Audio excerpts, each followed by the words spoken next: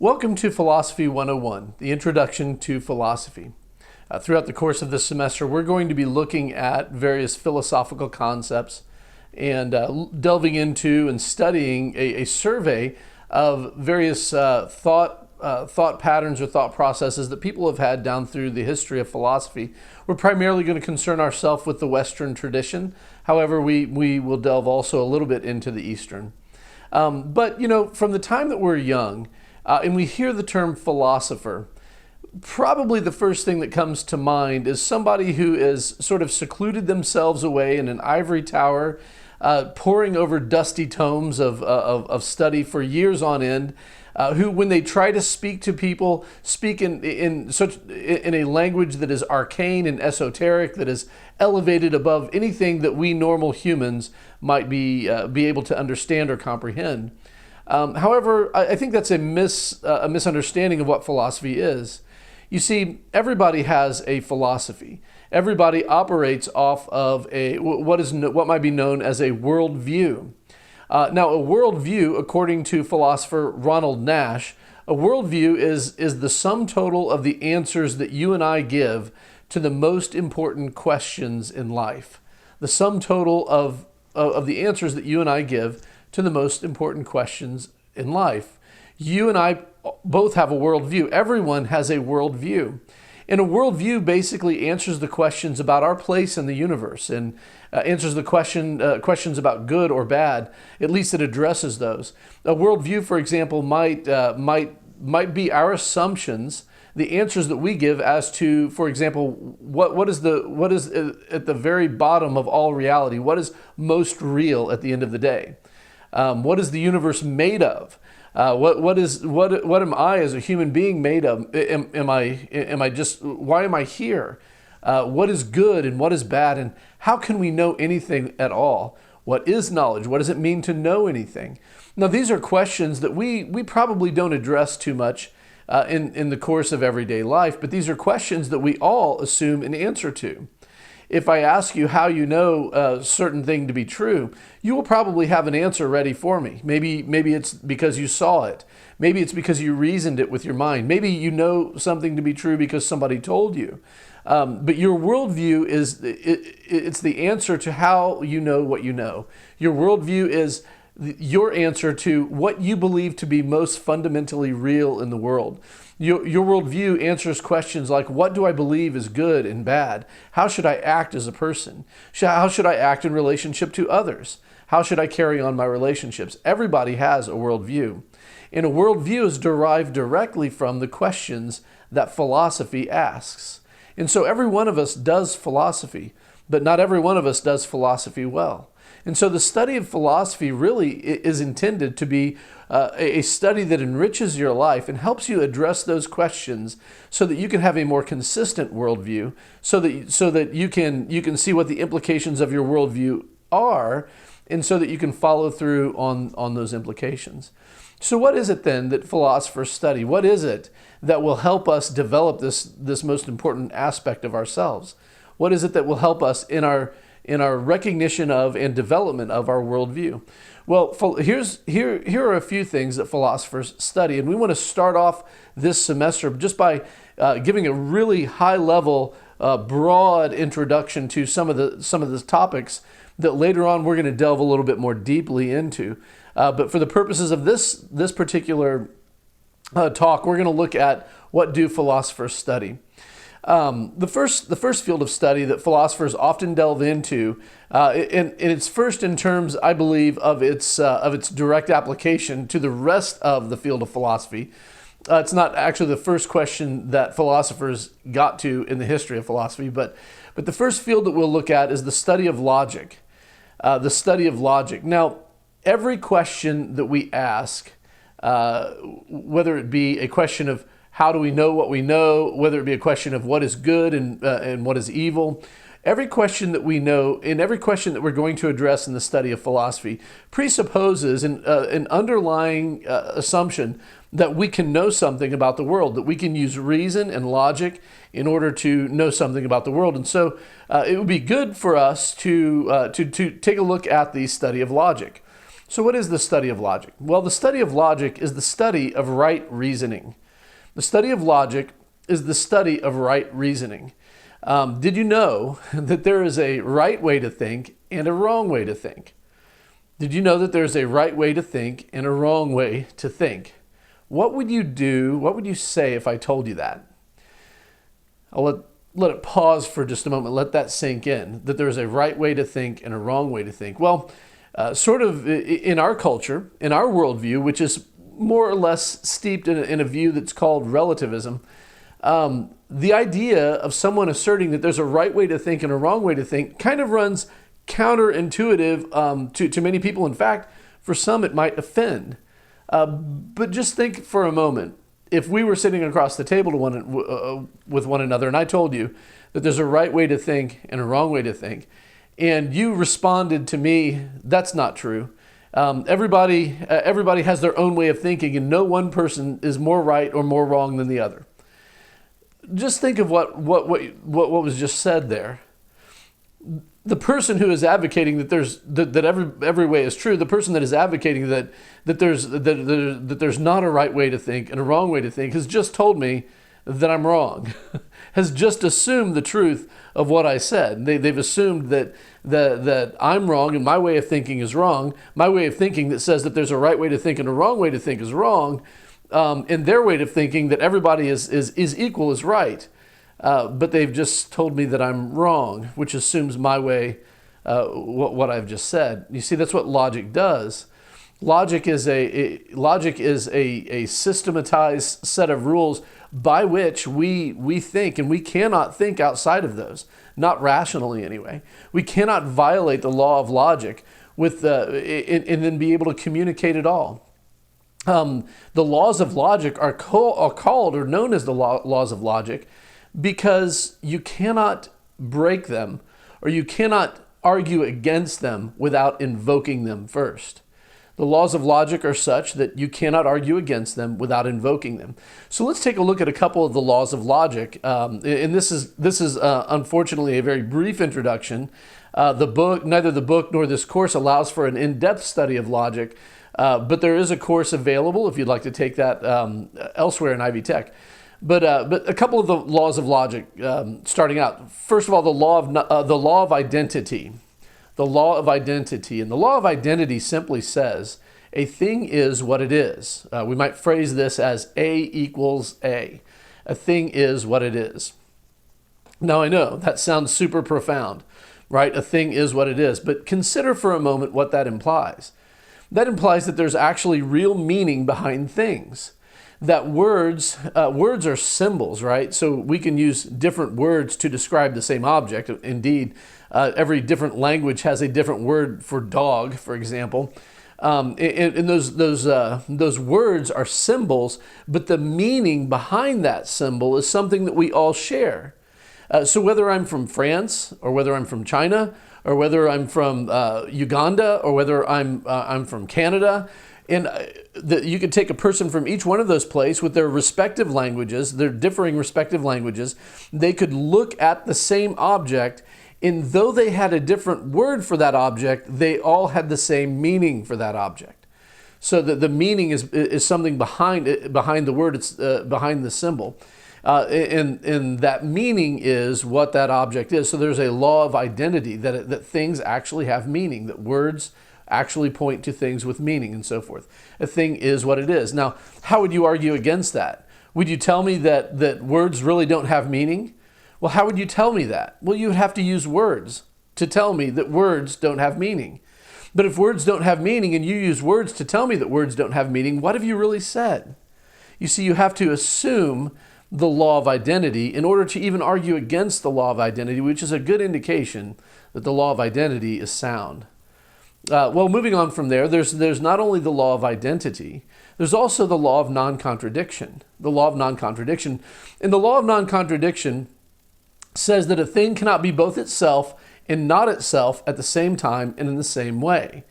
A thing cannot be both itself and not itself at the same time and in the same way. A cannot equal both A and non-A at the same time in the same sense. This would be saying, for example, let's say that I had a red ball in my hand, and I said, this red ball is blue.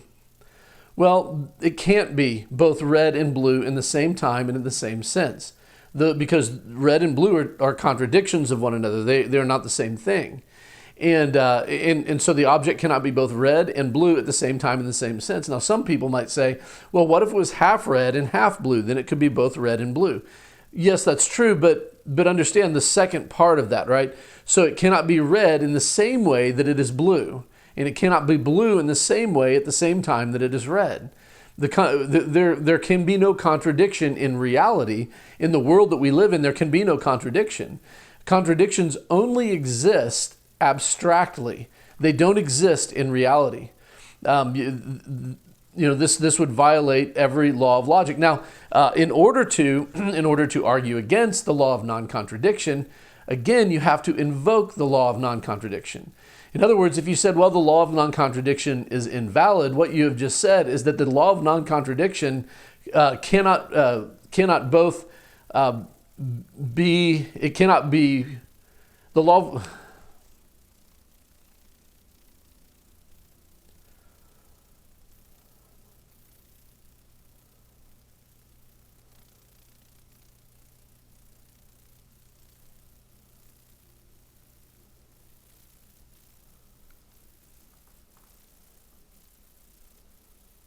in a similar way that we saw with the law of identity, you cannot argue against the law of non-contradiction without invoking the law of non-contradiction. Because to say that the law of non-contradiction is false is basically saying that the reason that the law of non-contradiction doesn't stand is because it contradicts reality. And you invoke the law of non-contradiction to say that the law of non-contradiction contradicts reality. You invoke it in order to try to argue against it. Therefore, again, it's very, very indicative of the fact that the law of non-contradiction is sound. Now, the third law of logic that we use in the classical study of logic is what is known as the law of the excluded middle. And again, this is related back to the law of non-contradiction, the law of the excluded middle. And the law of the excluded middle says that either a thing is true or it is false. And if we're dealing with statements, a statement is either true or false. It cannot be both. There cannot be a middle ground between it. Because when you go trying to find a middle ground, what you've done is you have actually changed the proposition. So, for example, if I say that God exists or God does not exist, God cannot partially exist. God either has to exist or to not exist. God cannot partially exist. There can be no middle ground on that. Now, obviously, it's going to do, what we mean by God is going to be having to take into consideration, and in that definition has to stay true across both statements, has to stay the same rather. And then what we mean by to exist has to stay the same. That definition has to stay the same across definitions. But on the one hand, if we have the statement that God exists, on the other hand, the statement that God does not exist, there can be no middle ground between the two. One is true or the other. There cannot be a middle ground, because a middle ground would constitute a new statement that then would have to be compared or contrasted versus what it implies. So anyway, the law of identity, the law of non-contradiction, the law of the excluded middle, these are laws of logic that frame our thinking, and we cannot escape them without assuming them. That would argue for the fact that they are sound laws of logic. Now, also in logic, we have what's known as a syllogism. And this is getting into a little bit with logical argumentation. And a syllogism is a basic logical argument where the conclusion follows necessarily from the premise. A syllogism is a basic logical argument where the conclusion follows necessarily from the premise. Now, let me back up a little bit. I kind of skipped over this. But when we talk in philosophy about an argument, please don't have in mind the idea of two people sort of screaming at the top of their lungs at one another and going head to head. That's not the kind of argument that we're talking about when we talk about a logical argument. A logical argument is simply is simply debating the truth or falsity of different premises or different claims, different propositions. And a syllogism is a form of argumentation. It's a basic logical argument where the conclusion follows necessarily from the premises. Let's give an example here of an argument, of a logical argument that could be used. A classical example of this would be this argument. Premise number one would say that all men are mortal. All men are mortal. Premise two would be Socrates is a man. And the conclusion to that would be what? It would be, therefore, Socrates is mortal. So all men are mortal. Socrates is a man. Therefore, Socrates is mortal. That is the conclusion that we derive from that syllogism. And what you notice on that syllogism, if you look at the syllogism there, what you notice is that premise one, all men are mortal, starts off by asserting a universal, something that is true about all men, a universal set. Philosophers call this a distributed term. Premise two, your minor premise there, moves from the universal to the particular. And it says something, it hones in on one specific example of a man. In this case, the man is Socrates, an individual, one specific or particular individual. Socrates is a man, and all men are mortal. Therefore, we can know something about Socrates if we know that he is a man, and if we know that all men are mortal. We can know that Socrates is immortal. We move from a universal set to a particular example of that universal set, and then we can move to a conclusion. Okay? That is a syllogism. And this is a basic syllogism. Syllogisms can be more complex than this, but this is a basic syllogism. Now, what you'll also know, or what you also can see, is that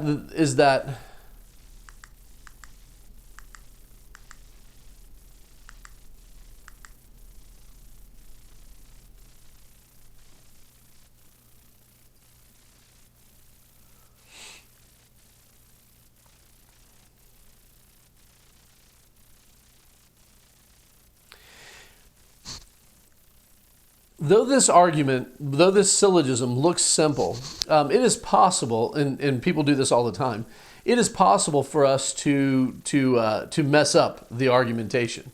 It is quite possible for something to go wrong with the argument. For example, let's take the following. For example, there can be.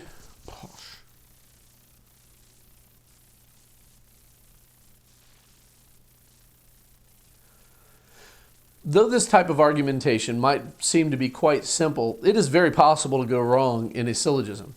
When someone goes wrong in a syllogism, this is called a fallacy of logic. It's a fallacy of logic. A fallacy of logic is where mistakes are made in a syllogism that renders the syllogism either invalid or false. And those are technical terms. We'll get at that just a little bit later. But a fallacy of logic is where you have mistakes that are made in the argumentation that either renders it invalid or false. For example, there can be two different kinds of fallacies. There can be formal fallacies and there can be informal fallacies. Formal fallacies are mistakes that are made that are related to the form of the argument itself. Now, you recall a moment ago when we talked about moving from a universal set to a particular example of that universal set, and then to a conclusion, right? Well, that is the form of the argument, a universal to a particular to the conclusion. And it's possible to mess that up. And if you mess that up, then you have what's known as a formal fallacy. To give you an example on this, for example,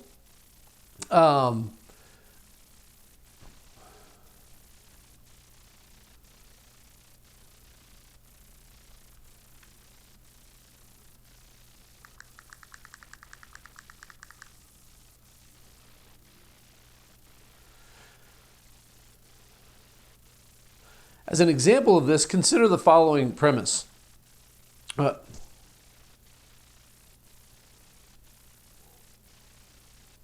As an example of this, consider the following argument. Some men have brown eyes. Pat has brown eyes.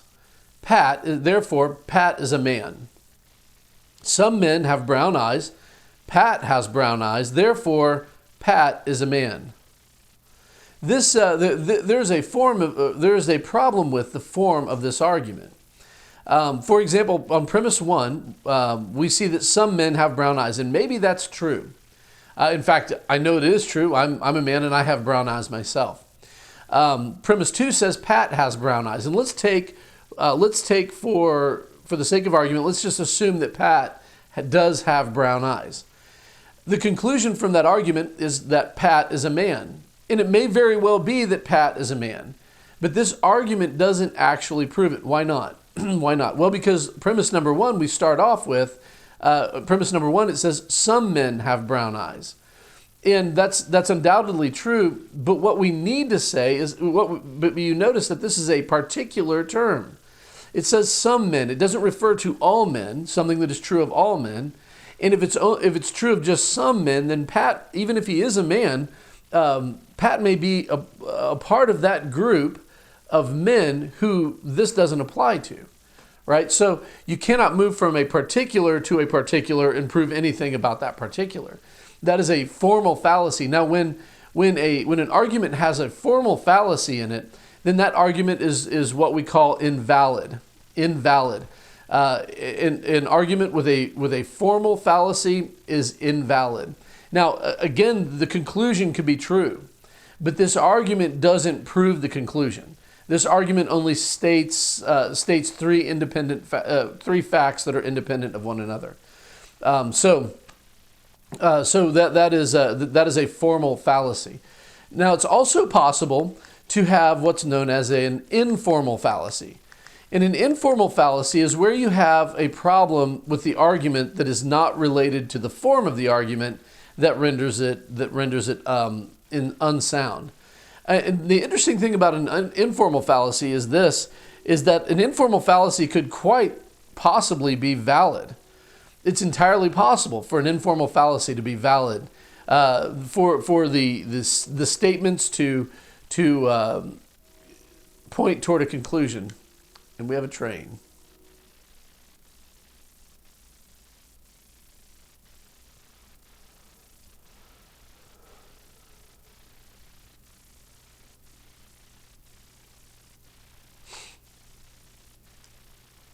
Now, the thing about informal fallacies, or arguments with informal fallacies, is that an argument with an informal fallacy, it is quite possible that that argument be valid and therefore sound good in the ears of someone who... Will you shut up?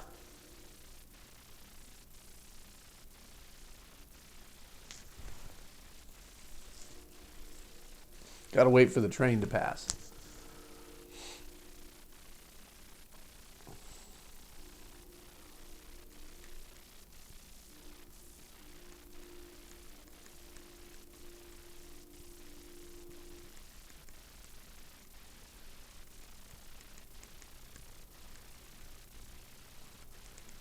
We done yet?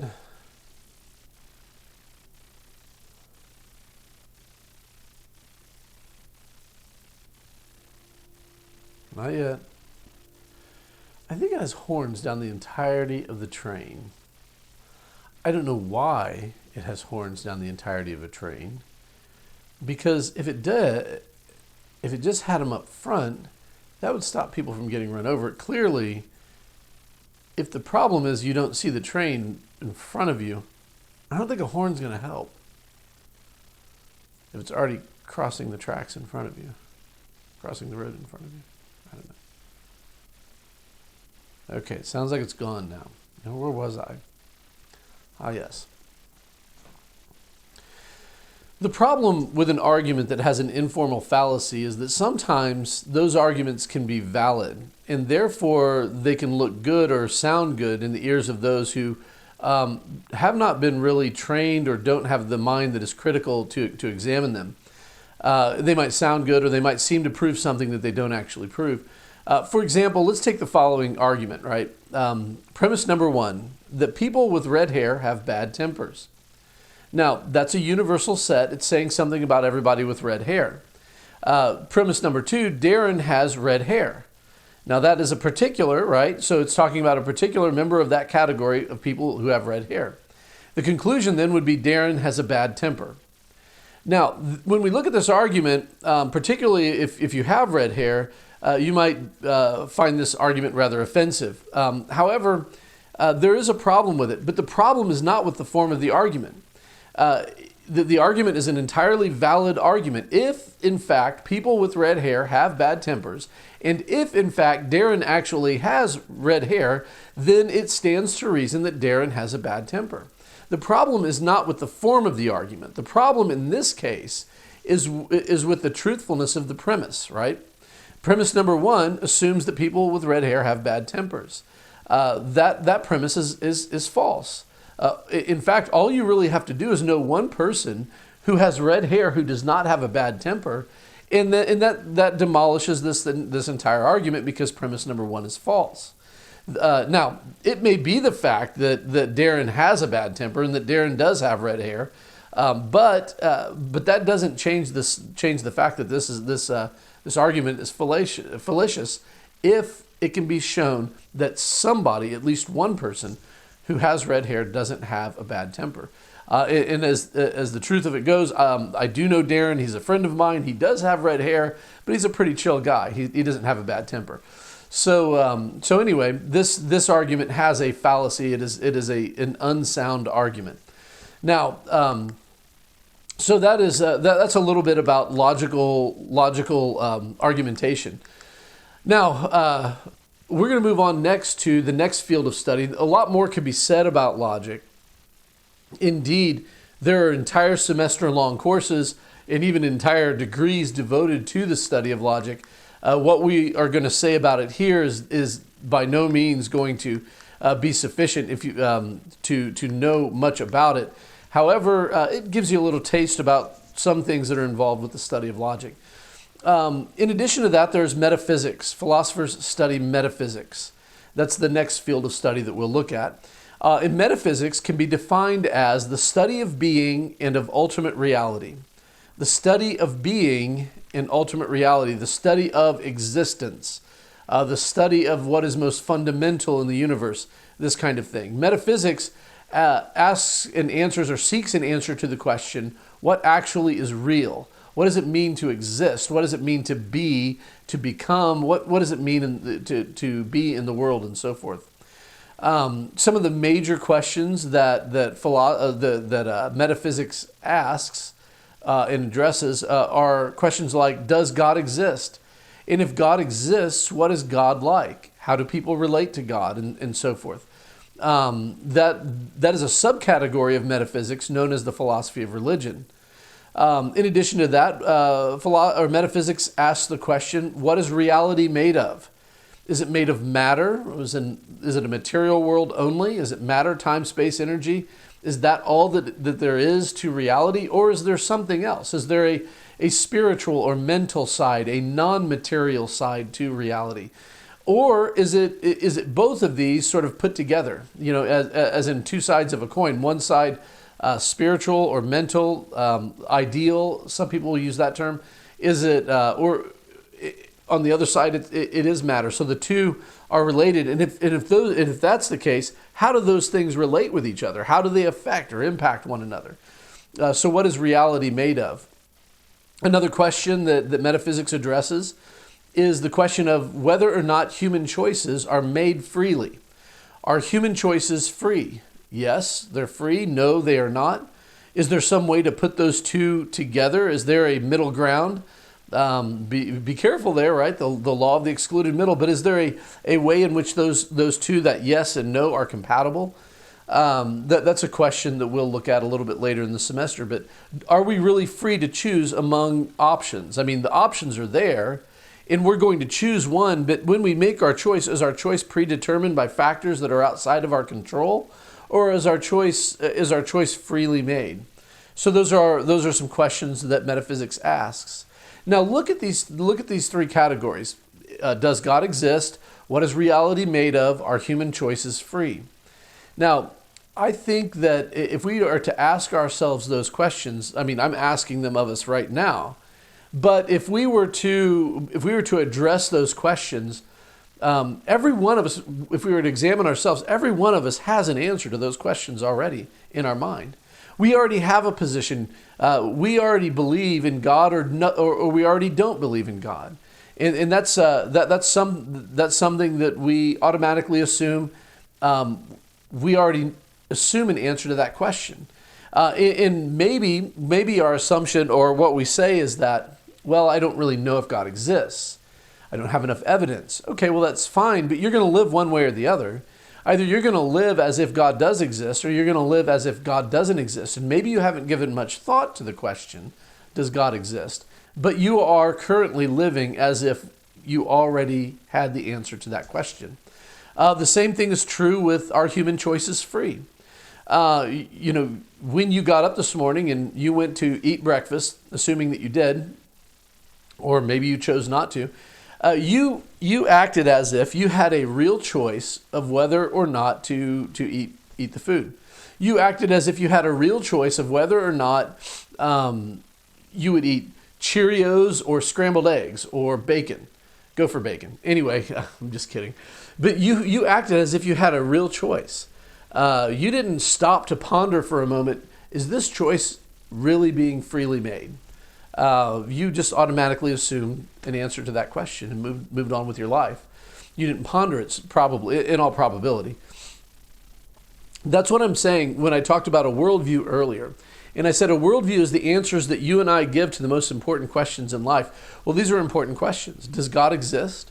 Well, that's going to have a significant ramification on how you live your life.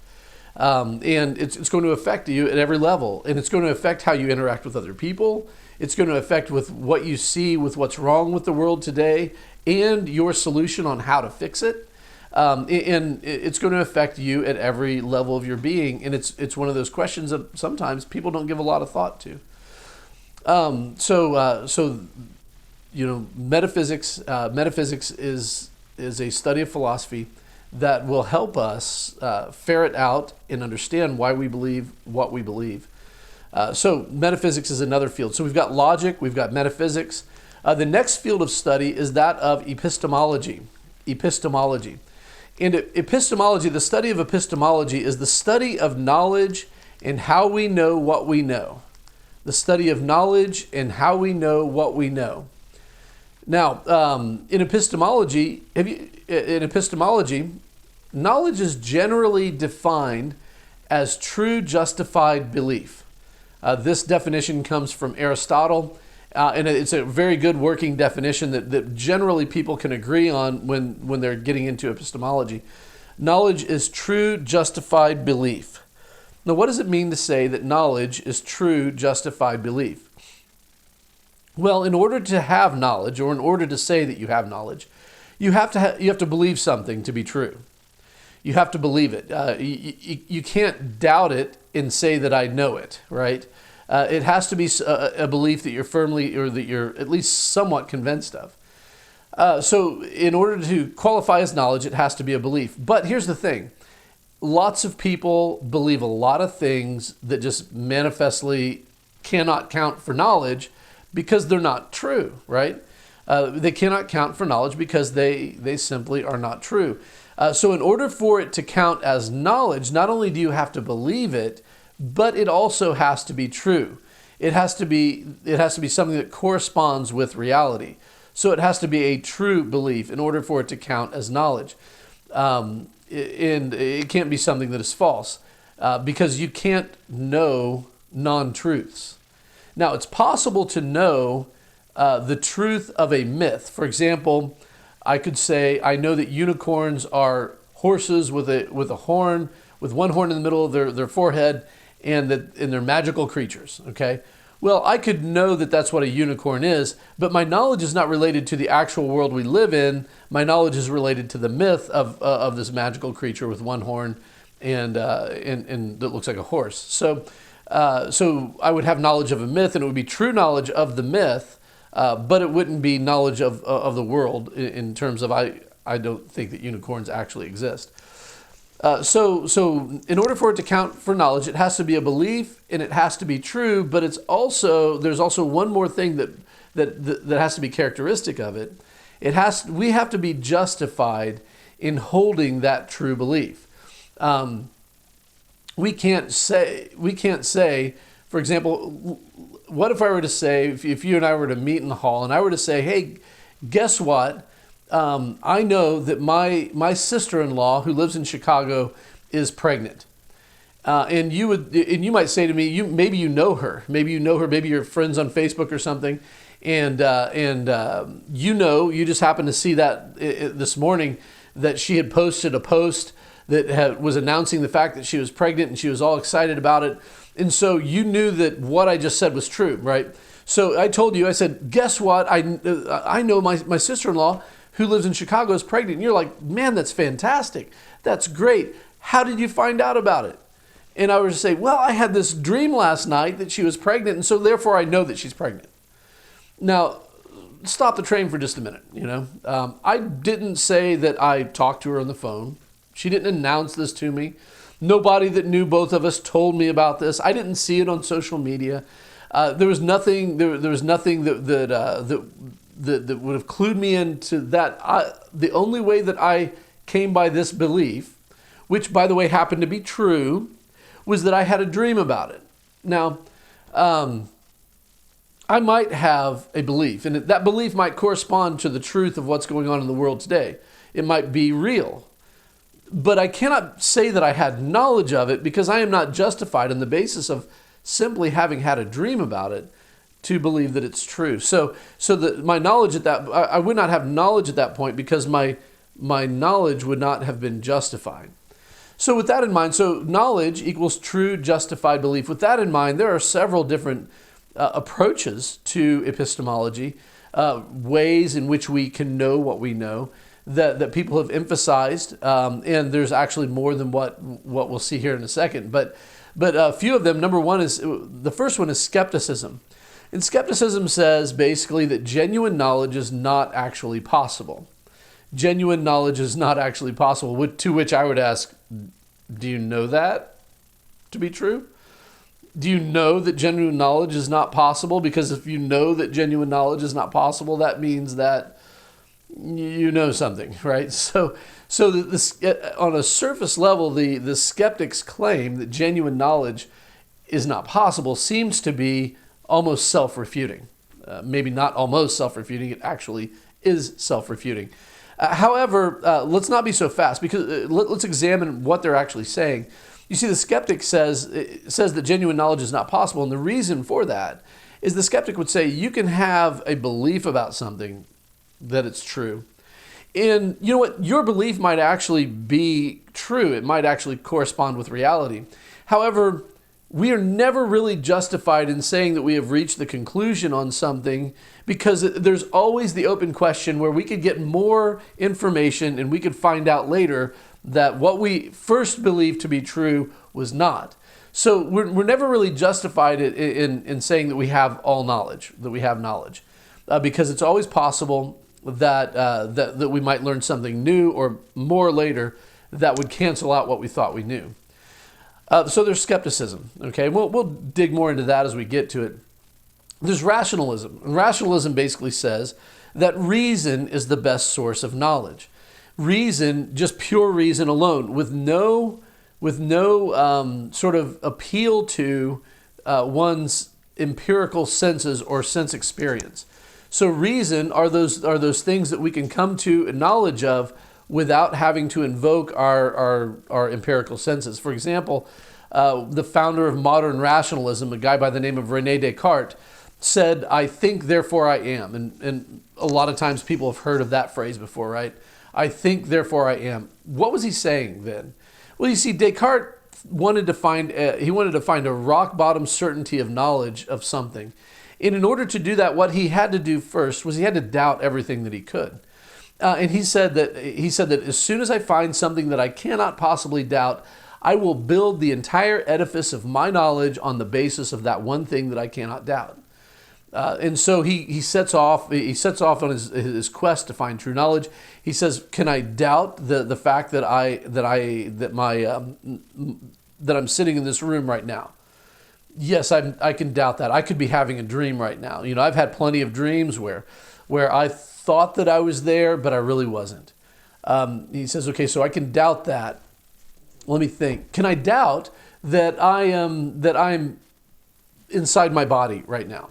That seems pretty apparent. It seems that it's sort of immediately evident that I am here in my body. But then again, it's possible that I could be having this delusion of being in this body and being when I look at the mirror, seeing that face.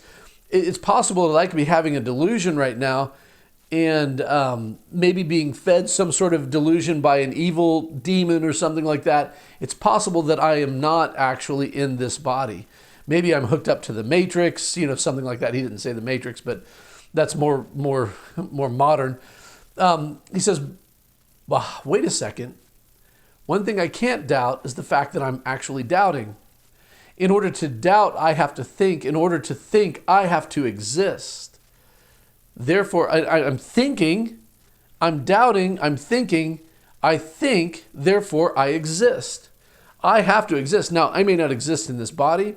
I may not exist in this room. I may not exist in this world that I see around me. But one thing I do know is that somewhere, somehow, I exist. And I know this because I'm thinking about it.